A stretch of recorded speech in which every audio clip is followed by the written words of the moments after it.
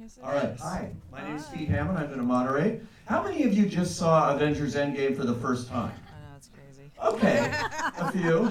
I've been The too busy. secrets were kept all this time? Yeah. Pretty amazing.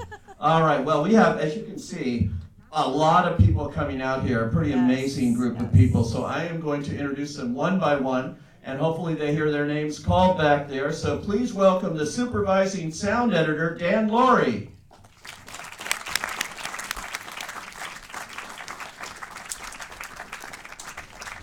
Here he comes. Welcome, Dan. All right. And please welcome the senior visual effects producer and co-producer, Jen Underdahl.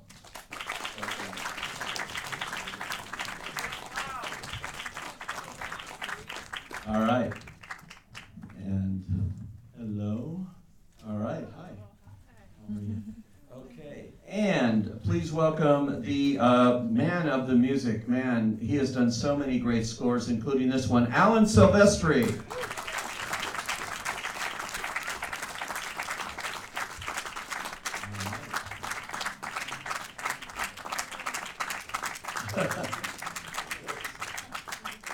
All right, Alan. I'm doing well. All right. And please welcome the costume designer, Judianna Makovsky.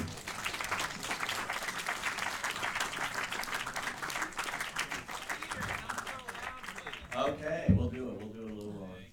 Okay, I just want them to hear back here. Hello. Hello. How are you? I'm good. And the casting director, Sara Finn.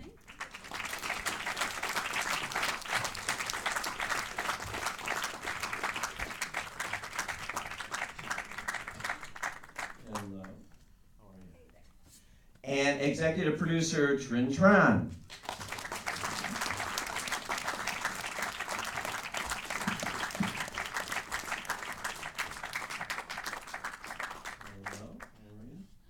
And let's see here. Okay, and now we have screenwriters, Stephen McFeely and Christopher Markus.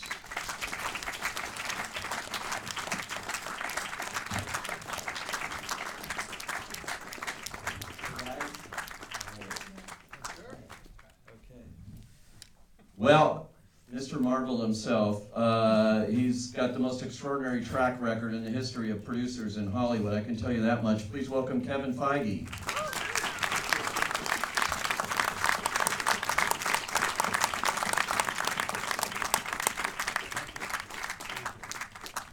They literally just arrived from Cleveland where they're making a film, and they just got out of their car here. So let's give a big hand to Anthony Russo and Joe Russo.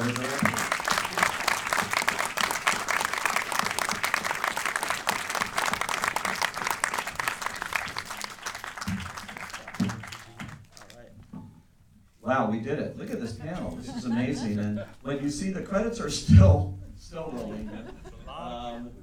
It's an amazing lineup, and it obviously takes a village, guys, to do this. But congratulations, the highest grossing movie of all time. Wow. Pretty amazing. So now that you've come to the end of this is your fourth trip into the Marvel Cinematic Universe. This was very different, though. I expected it to be, part one and part two, sort of the ending here, and it's not. They're two standalone, separate movies. Was that always the intention from the start? Yeah, it was always the intention was to tell two distinct stories. We didn't want to feel like one long film that we had cut in half.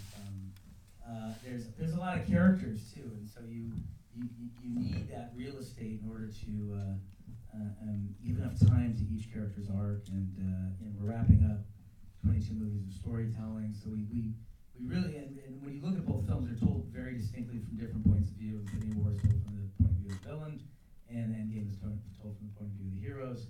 That distinguishes each film as well. They have different tones. So we really did, from the beginning, set out to make them two different films. It was really kind of daring and risky to end Infinity War with the villain winning and, a happy ending for the villain. That never happens. What did you think? Did you think, oh my God, what have we done here? I mean, will the audience accept this? I don't think any of us thought that touring the theater, maybe the first screening. I don't even know that when we screened it prior to release that we had that kind of reaction. the premiere was a little chilling. Oh, sorry. The premiere was chilling.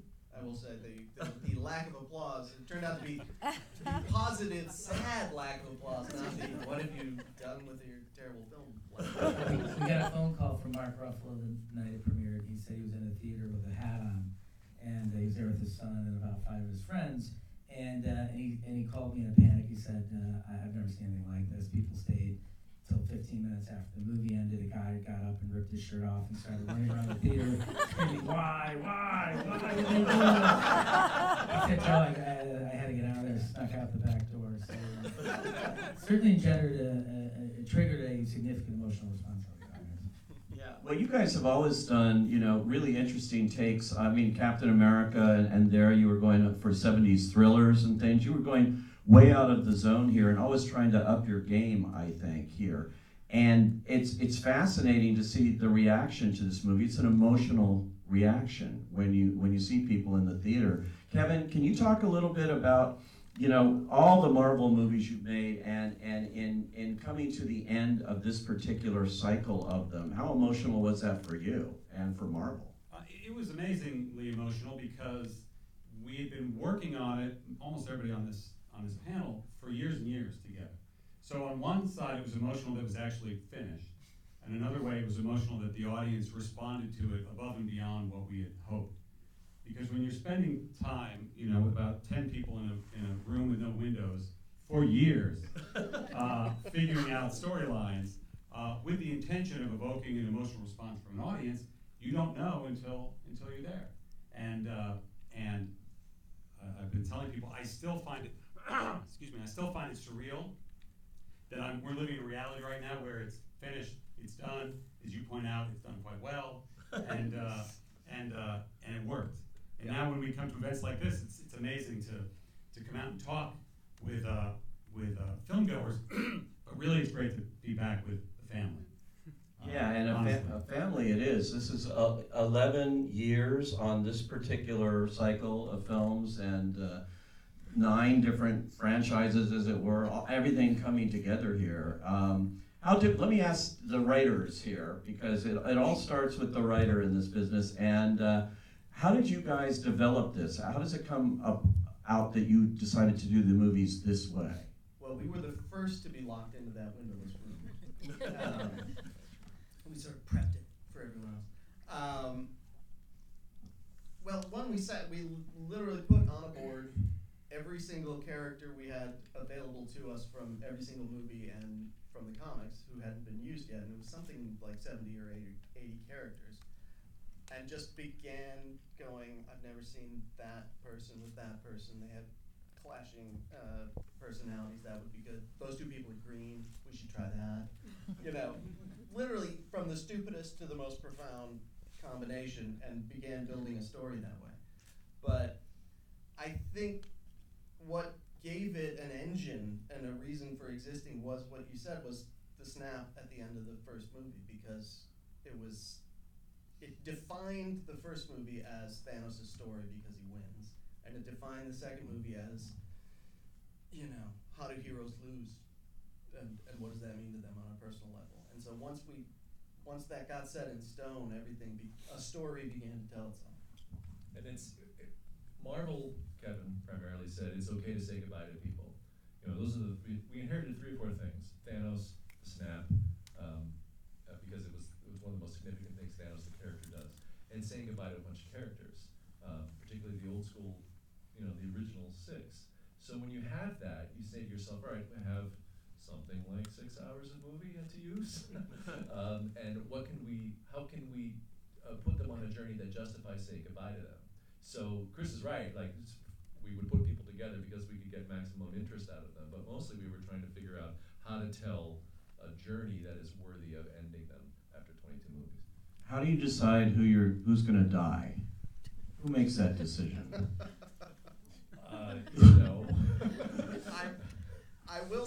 We could make all the jokes about contract negotiations. Be here all day, but it really is whether their story has come to a conclusion or not. We didn't cut anybody off permanently who had more to say. Tony came to the end of his arc. he was repaired. The damaged guy you met in Iron Man was everything got finally fixed. Steve was finally fixed. Natasha had achieved what she needed to achieve. So those deaths were they're oddly positive deaths. They're heroic, self-chosen sacrifices by characters who, you know, we specifically did not want in the second movie to have them feel tragic. Right. You know, they're sad, but they're triumphant. So if you didn't fit that bill, we kept you alive. What I love too is the level of humor you guys are able to weave in here to get that tone right in this movie, which is so emotional, a lot of action and everything else, and then to get the humor in with various characters here. Hulk, you know, Bruce Banner is very, very funny in this. A lot of good stuff, and of course Thor. He's let himself go. And Really, it's we were trying to celebrate the humanity of the characters. That's what we're doing, is trying to go underneath the costumes to explore who they are as people. What are their flaws? Those are the things that are interesting to us, to all of us sitting up here. And I think, and humor is an essential nature of that. One, for relief from some tragic events in the movie, and two is it's self-effacing.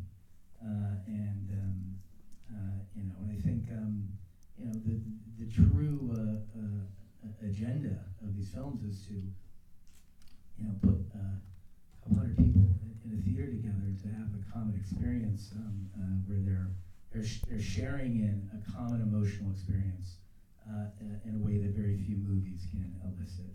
And I think if there's anything that all of us are the proudest of up here, it is that. And the reactions that we felt when we screened this movie opening weekend and went around to a few theaters to greet audiences and watch them watch the movie, it was the most profound moment of our careers, I can say, and I think all of our careers. I'd lie if it brought a tear to my eye, and so I think as part of that process of discovering humanity and trying to share that with audiences around the world, humor certainly plays an essential part of it. you know what I loved when I saw this movie the first time was at Disney Studios when the press screenings, they do like 3 or 4 a day to get everybody in, and they're all packed, which is amazing.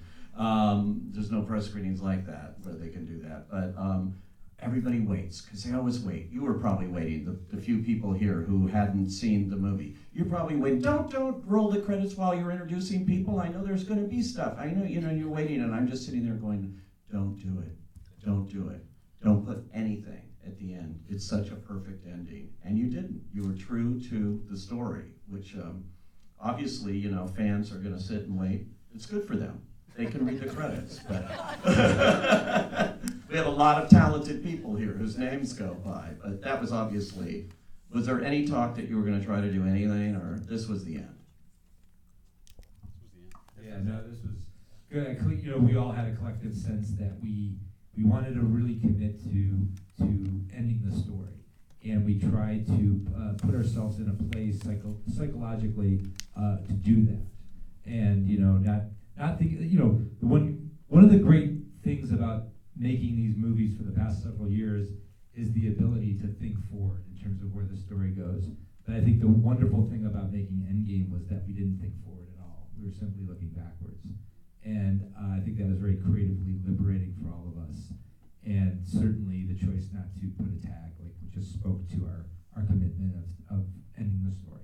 And the interesting trick that before you could see how it's going to play with an audience, 95% of this movie was already shot, because you did these two at the same time. So that's a risk in and of itself. And no matter what the reaction is going to be to the first film, you've already got this one in the can almost. That's right. Is that scary? I don't know if it was scary or it was just, look, it's a difficult question because you're so deep in the process when you're making these films. I think like Kevin alluded to it before, you make a movie, our job is to make a movie that excites us and surprises us and thrills us and challenges us. And if we've achieved that, then we've done all the work that we can do. At that point, you just put it out into the universe and sort of keep your fingers crossed that somebody else feels similarly. Well, it worked out nicely. Now, wonderfully talented people here that you work with. First of all, executive producer there, Tran. Can you talk about, you've worked with these guys on all these films, and what's it like now? Is it a little bittersweet now that this part of it's over, or? I literally was outside, and when I saw this, everybody here, I thought we were making another movie. I was super excited, but it's just really nice to see everybody, and it is very bittersweet because we spent a good 4 years with this whole entire team, and it's just so emotional to see everybody, together again. So let's make another one. Aha. So you love it. I think there's plenty of material in the Marvel universe to move in new directions. Although I did find it, no more Avengers. This is so, it's so sad. Sara, I have to congratulate you. This cast is unbelievable, and Thank you. I think you said it will be in the Guinness Book of World Records or something. Something like 40-something single title cards. There's a lot. Yeah, there's a lot of them. I think over 100 in the cast overall. Wow. Yeah. So how do you approach an assignment like this, and in getting, working closely with the Russos, obviously, and how do you do this major kind of casting job? Well, luckily, I didn't have to do this in a normal casting period. I actually had about 12 years. So I don't think there would have been any other way, because each character, built a story going along. And I started on the first Iron Man, I think back in 2006 when we first started on that one. So really, for me, it was always just about finding the absolute best person for the role that we were focused on. And then over time, those characters started to accumulate, and we started having to look forward maybe 2 or 3 movies and start to anticipate, well, what happens if these 2 characters are going to meet? I didn't know you guys got the whole range, but we started thinking about what would it be like for Star-Lord to meet Tony Stark, and for the new Spider-Man, and how would these characters relate. But honestly, I never, ever imagined I would be seeing them all together. And when I saw Endgame also, it was really emotional to see all of these characters together, and a real testament to the writers, to Kevin, to the Russos, for making it so seamless. All these characters had different backstories, had different personalities, but when you see them together, I think it feels like one movie. It feels like they always knew each other and always belonged together. It's so true, and when you see that scene, it's so emotional, that scene sending Tony off, and all of those people, and I love the way you shot it, with the camera sort of moving back to each set of characters there. And there's not a dry eye in the house when you look at that. But that approach of shooting that scene that way. I think it was the most expensive collection of extras. A couple Oscar winners with no lines, standing around on the lawn waiting for us to shoot a very long runner. It was an idea we had, I think, while we were a month into shooting or 2 into shooting. That was a day that had been, demarcated and prepped for months. We had pushed it to the back of the shoot because we knew we had to coordinate all of these schedules, get everybody there. We went under the code word of Tony's wedding because we didn't want anyone knowing what they were showing up for, because obviously we didn't want word getting out. So when they all got there and realized they were wearing dark outfits, I think they understood that this was going to go in a very different direction. But we were looking for a way cinematically to capture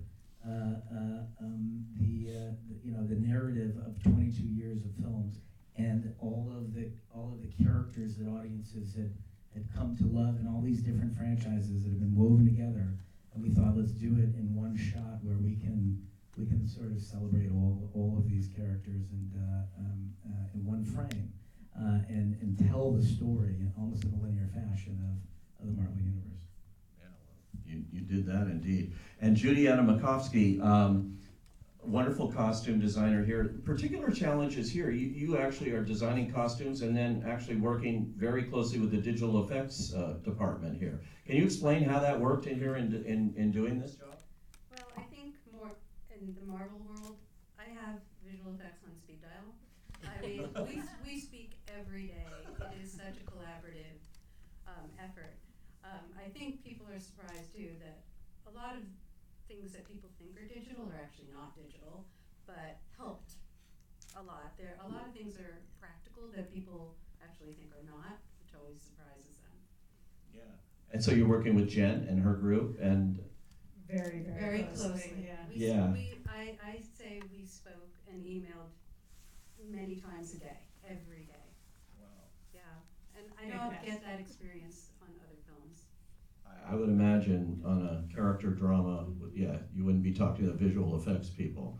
But here, it's fascinating to me, you know. It is. It's a wonderful collaboration, and not only with visual effects, but also with concept artists at Marvel. I mean, we all do everything together, and that's, again, it's sort of a family situation. We have giant meetings that we're all in, and everybody gives their opinion, and you work it out together and figure out how to do it. And I think it's rare that you get to be so collaborative with every other department. And what was your personal biggest challenge in terms of all these actors? Who was the toughest one for you this time? I don't think there was anyone in particular who was tough. I think the toughest thing we talked about was the wedding, where I'm fitting people and they have no idea what I'm fitting them for. And I'm just like, trust me, you're going to be wearing black. And, you know, this is what I think you need to be wearing. And literally everyone was very trusting. They didn't really ask. I had a couple actors who tried to test me what was happening, which I've been told I'm like Fort Knox and never tell. But I think that was the biggest challenge. And I have to say, the day that we shot it, I've never seen a base camp as big as that base camp. That was Base City. There were so many trailers for all the actors and hair and makeup. It was probably one of the most exciting times I've ever had on a set. You just stood there and went, wow, look at this. I mean, this will never happen again. No, it was sort of, it reminds me of that old MGM shot of all the stars on that lot. They got them all together in one place. That's what you did here, exactly in the same way for this day and age. You know, you probably never will see that again, or it's going to cost you a lot of money. Alan Silvestri, I told you out there, I'm a big soundtrack collector. I've got 4 shelves of Alan Silvestri scores from Back to the Future and Who Framed Roger Rabbit, on and on and on. Just so good. Talk about scoring this, because you've been in this business a long time, worked with a lot of movies. Well, the first thing I want to say is we were about to go in to record at the very end, and someone walked up to me and asked me if we were recording the wedding today. But I had never heard the joke. And so I'm trying to think of where the wedding is in this movie. I came to find out about the code word.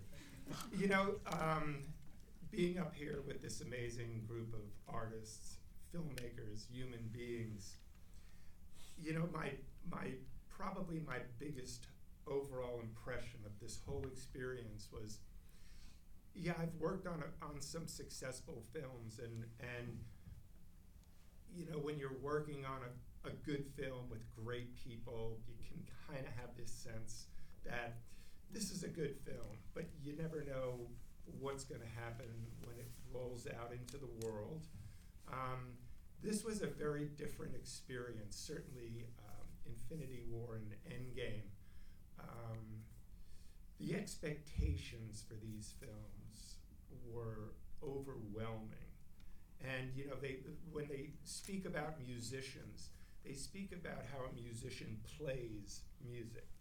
It's a very interesting point of view, because when you have almost 100 musicians at Abbey Road recording the score for Endgame, it's very expensive. There's an insane amount of pressure on these people, and yet they walk in, they take their instruments out, and they play. And that's what this group did with these 2 films. And it was amazing for me to see how they all did it.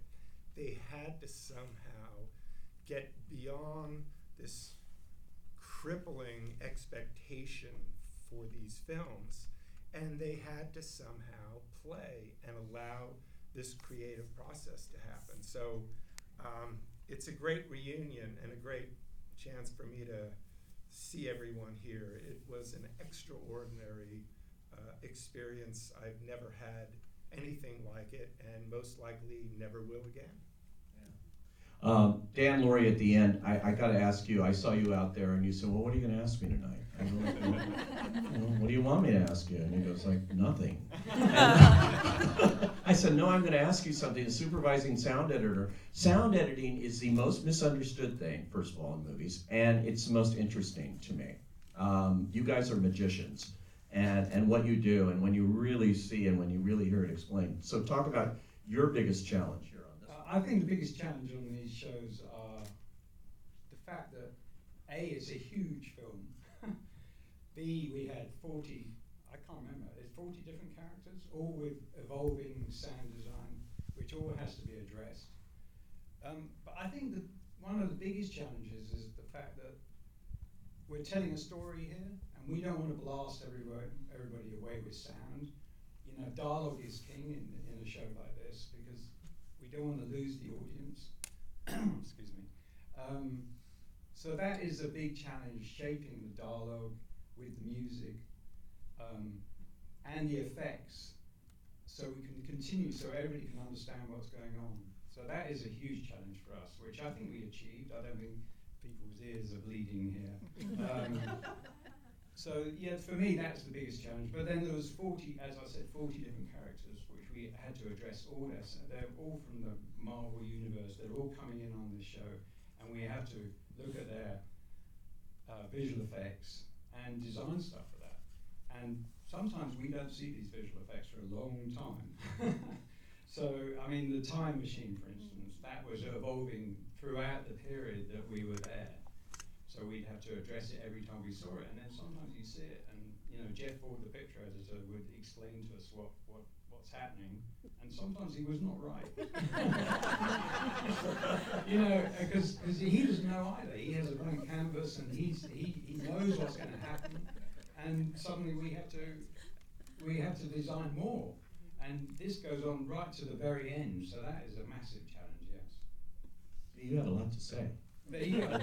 Yeah. And Jen, you're talking about working so closely with you, and you know, having a lot of the stuff he needs there, waiting for that. So it's so important, the coordination between the two of you. Yeah, absolutely. I mean, with every department, because what everybody is saying is the common thread. These things are so complex, and the weight of getting it all done is so enormous. And so with everything that we have to do, we have to make sure that we are realizing everybody's vision from the very beginning with the biz dev guys, and what does that look like visually, art department, costumes, everybody across the board. We are constantly trying to weave into our visuals their vision. And so, yeah, and things evolve and they take shape, because sometimes you don't know until you see it what you're getting, so that needs tweaking, and just the scope and scale of this thing was incredible, so thanks for your patience. And you mentioned the time machine. I love that aspect of this movie, and particularly with Chris Evans' character and the way that went, very poignant and beautifully acted and unexpected. You know, you like to be surprised by these movies, and when they do it, you know, it's really something special. So congratulations to all of you. Now, let's see if they have any questions out here. If you guys do, raise your hand. And if there, you got one, okay. Alan, did you have finished visuals that you were scoring to, or did you, a lot of times there's just mock-ups that you were scoring to? Actually, Joe and Anthony said I should get a final version of the film this next Friday. I've got it on my phone. You know, that's one of the challenges, and everyone up here had to face that every step of the way. And you just, you know, it is the nature of this level of process, and you just do your best, and hopefully the craft side of your particular part in this equation is at the point where you can make adjustments very last minute. Sometimes you're on the scoring stage and something has to happen right now, not just a note, a new shot. So it's just the nature of it, and the answer is no. I didn't ever have an entire film. Pieces, and lots of pieces as time went on, were kind of in finished form. But you know, you just you work with what you have. Okay, yeah. For the writers and the directors, when I know the encompassment of all the years that you spent on this project and everything, and you guys are sitting there at their premiere, and the portal scene comes with the Avengers Assemble line, what was that like for you guys? Because that's the pinnacle of what your work's done. Okay, so he's asking about sitting at the premiere and seeing the portal scene and the epitome of everything you've been doing, asking that to the writers here and the directing team. So. Well, we had a number of the people up here today had. I'll answer it not at the premiere. We went to the Village Theater in Westwood on opening. It was like Thursday, I think. So, and it's just a packed crowd of I think diehard Marvel fans, and so. Everything hit, like everything. They cried at the right times, they cheered at the right times, they panicked at the right times. It was amazing. So when we got to that scene, and you hit it, it's sort of like, in many ways, the center of 22 movies. You know, people are freaking the hell out. And all this pent-up emotion is coming out, because one of the magic tricks of that third act is that Hulk has snapped already, and it probably worked because the phone rang and there are birds in the patio, right? But you forget because Thanos came in and just clocked everybody, and 20 minutes of action have gone by, and so you sort of forgot that the cavalry's coming, and when they do, it just floods out of you, or at least many of the theaters I've been to. So that's the moment I cherish is being with a crowd of regular theater goers and watching it just. Aces. That's the same screening Joe was already alluding to. It was, you know, there are a lot of moments that people tear up at in that film and the ending. That was the one that would get me, even from its very roughest forms, because of how it played so well in the film, and because I was like, well, there's my entire career. 3 shots right there. Amazing. You guys have anything to add to that? No, I mean, other than the fact that, look, that is an essential moment, obviously, in all of the films. And I think it's because all the characters come together. And I was just sitting here listening to Alan talk, thinking about, you know, I think in your question, sort of the metaphorically title this together for me, I was sitting here thinking about how these movies were a very, very difficult process for everyone. It was 4 years of making 2 of the hardest films I think that have ever been made. 2 of the most expensive films that have ever been made, back to back. And they're really the very definition of collaboration. And all these people up here are the best in the world at what they do. And to have the opportunity to work with them, and you were talking about the box office earlier, I don't know that we look at that as a signifier of economic success. I think we look at that as a signifier of emotional success, and the fact that we reached audiences and brought audiences together from around the world in a way that very few films in cinema history have. And that was the goal, and I just want to express my heartfelt thanks to everyone up here for the incredible work that you did over some of you over a decade, and that's a stunning achievement. Okay, you have time for like 1 or 2 more. Yeah, so go ahead. Yeah, with the cap on right there. Awesome. Yeah. I want to say thank you guys for creating all these films. They've been a helpful part of my life. And going back to the whole us being artists and being human beings, before you go on your day, it's important to love yourself and to take care of yourself. So this is for everyone. I'm very curious. What is your routine like in the morning, or your self-care that you do before you go out into your day? You know? Okay. Does anybody want to take that? What do you do in the morning before you go to work? Well, I can go.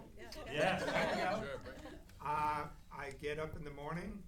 Sandra and I make a cup of coffee, and we take a beautiful walk together. Aww. That's nice. And then I come back and I kiss her goodbye. And I go into one of those rooms with no windows. And I I see her much later. But it's kind of a religion for us, because you're absolutely right. You have to find a way to self-care with all this demand on you, and it can be something very small. As long as it's yours, it can really help all the rest of it. All right. Yes. So all these films, and it's not the end of the Marvel Cinematic Universe on film, but now there's going to be upcoming theme park attractions like Avengers Campus, a Disney Adventure. How are any of you involved with that? And what are your thoughts about your creations from the film transforming to something in the physical world for guests and people to experience? So talking about the future of Avengers in different kind of forms here. Especially in theme parks. Well, for me, it's another one of those pinch yourself, dream come true moments, because I love those Disney theme parks, and that's what we did as a family when I was growing up in New Jersey, and we'd go down to Florida once every few years. And even before Disney bought us, we'd be on the set of, say, in Heimdall's observatory making the first Thor, and you'd go, what a shame that you build it, you take it down after you're done shooting that. And we would say things like, this could be an amazing cue for an Asgard attraction at a Disney theme park. Cut to, a few months later, and suddenly Disney has purchased us. So for years, that's been the dream, and it's happened a little bit in Hong Kong. It's happened at DCA with Mission Breakout, and now, as you point out, with Avengers Campus. So for a lot of us, and for a lot of our cast members who are big Disney theme park nerds, it's yet another, I can't believe this is actually happening moment. Okay, anybody else? Yeah, way in the back. Yeah. Quick question for Alan. I love the Back to the Future time machine kind of connection, so I wanted to how you felt about that, and I was like Paul Rudd's line of Back to the Future, and if Yeah, good question. Yeah. Well, like Back to the Future Easter eggs. It was fantastic. I actually, when the film came out, I did call Mr. Gale, who had not seen it yet, to just let him know there was something special awaiting him. But I was sitting next to Mr. McFeely at this spectacular Thursday evening screening, and he's right next to me, and this comes up, and the audience they're just having the greatest time, and he turns to me and he goes, I can't believe I'm sitting next to you while they're saying that line. So it was, it's just fantastic. I love those filmmakers, and the way their work was referenced in Endgame was an honoring of their work, so it was just a lovely thing for me to hear, and I couldn't wait to share it with the Bobs. Very cool. Okay, one or two more. Yeah, yes, go ahead. So this question is for the writers and also Kevin Feige. With all these characters on screen, all these wonderful Marvel characters, and them being like having the rights to multiple characters in different places, where do you start and like bringing everybody together? Do you tell the writers to just write the story, put in whatever characters that you want, and then we'll pursue the rights to those characters, or do you start with having the rights first and you go to the... Well, for the most part, yes, we just have the rights to most of the characters. So the 40, 80 that went on the wall were ones we had. So on this movie, it was rather simple. There'd be, whenever there's a new character, we'll look and make sure. But for the most part, it was fine. On Civil War, I'm sure you've heard that was the big question on whether we would get Spider-Man or not. So all two people over here, two people over there, spent a long time doing versions with Spider-Man, doing versions without Spider-Man, just in case. So with Spider-Man was better. It was. And we're so happy Marvel's back with Spider-Man. The thing about it, like, especially with these movies, we have so many characters feeding in from every franchise that the thought of bringing in somebody who hasn't appeared before is just prohibitive. You know, you're like, I have an Oscar winner who has no line in this scene. We're not bringing in, Machine Man. Maybe William Hurt something to say. So, I think now that we've cleared the deck somewhat, now it's, time for Kevin to go digging through the archives. See who's left. Interesting. Okay, and last one right there. Yeah. I'm very interested in the logistics of planning 22 stories, and I'm curious if there's going to be a book on the project management that involved in planning all of that out. Okay, he's really interested in coordinating 22 stories, and if there's going to be a book talking about it. There's a book that's been in the works for a while that I think is a broader overview of the Infinity Saga. But as a film fan myself and somebody who loves reading about film history, I've learned you don't really get the true story until about 30, 40 years after the movie's out. The Space Odyssey made in 2001 book, which just came out 50 years, is pretty good. It's pretty detailed. People don't talk about this stuff a few years afterwards. I can be bought. Well, I think everybody in this room just got the truth. We just got it right now. So thank you so much for coming out here and sharing that.